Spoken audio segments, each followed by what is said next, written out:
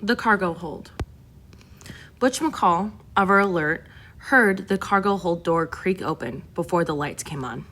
He put down his third can of pork and beans, turned off his flashlight, closed the container door, and locked it from the inside before whoever was coming took their first step down the companionway. He'd chosen his doghouse well.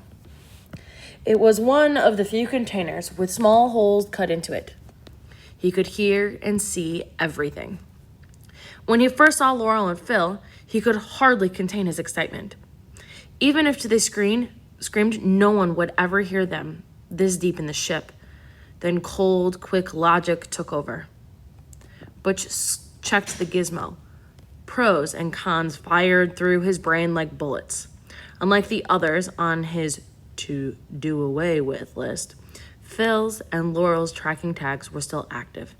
This meant Al Ikes and Wolf knew exactly where they were, and it would be the first place they'd search. It would be hard to make their deaths look like an accident in the cargo hold. Plus, he'd have to kill both of them at the same time in the same place, then loosen one of the straps on one of the containers, setting it up to look like it had shifted at the exact moment they walked past. Stranger accidents had happened at sea, but Al and Wolf would investigate the deaths thoroughly. They would certainly open the other containers and discover evidence of a stowaway. Where would Butch go? Killing Laurel and Phil, then throwing them overboard, was out of the question. He would have to wait for night to haul their bodies up to the deck. They'd be missed long before then. But what if he killed them threw their tags overboard and got rid of their bodies at his leisure? With both tags in Butch's hand, it would look as if Laurel and Phil had gone up to the deck together. But at the moment the sea was dead calm, it would be hard for anyone to believe that the two people had fallen overboard in a flat sea. All of this flashed through Butch's mind in the time it took for Laurel and Phil to reach the bottom of the companionway. Wolf missed you while you were gone, Phil said. I missed him too, Laurel said, and Grace and Marty. But you missed Wolf in a different way. You're fishing, Phil. No, I'm not. I know Wolf for more than 20 years, and this is the happiest he's been since he was with Rose. And that wouldn't have anything to do with Grace being back in his life and 2 freshly hatched dinosaurs up in the lab. Of course he's happy about that. But when he saw you step off the sailboat, he lit up like a Roman candle, and so did you. All I'm saying is that you and he make a good couple, a good team. Those kids need a mom in their lives. Good grief, Phil. Now I'm a wife and a mom. Let's just concentrate on where to build the dinosaur nursery. Okay, I'll drop the subject for now. But I'm right. How big is this nursery supposed to be? I don't know. Ted Brompton is coming up with the parameters. I guess it has to be big enough to house 2 juvenile dinosaurs, lab equipment, a clean room, a couple of cots. It's noisy down here. We can make the room soundproof. We'll have to arrange these containers. The calmest place will be right in the center of the hold, where this container is. Phil slapped the container where Butch was hidden. Standing perfectly still and listening to every word they were saying, his mind still racing. The dinosaurs had hatched. Butch was losing his hiding place to make room for them. All we can do now is some preliminary work, Phil continued. We'll need supplies to actually build a room. We'll pick them up when we get to New Zealand. We're not going to New Zealand. What are you talking about? We aren't going any farther than Karakar Canyon. We're not making landfall. We're staying in international waters where Blackwood's legal eagles can't touch us. I'll have to have the supplies freighted out to us. I didn't know that. Only a handful of people do. I'm sure Wolf would have told you if you'd been here. He's not even going into port to refuel. We'll have to do with a tanker at sea.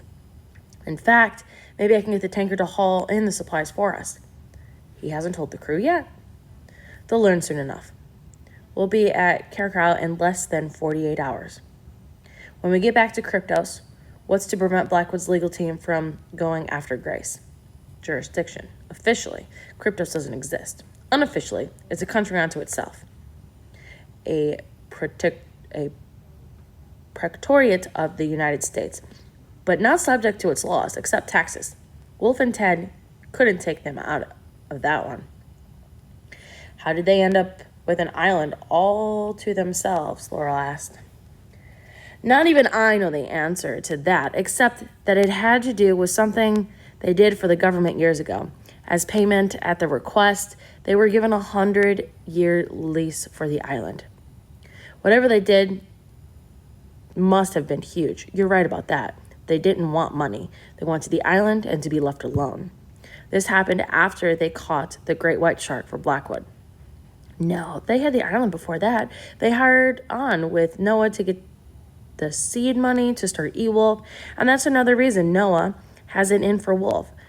After they brought the great white in, he expected them to stay on with him, but they had other plans, which is, in Wolf's case, included eloping with Blackwood's only child, Rose, ensuring that Noah would be his enemy forever. And Butch McCall isn't far behind Noah in his hatred for Wolf.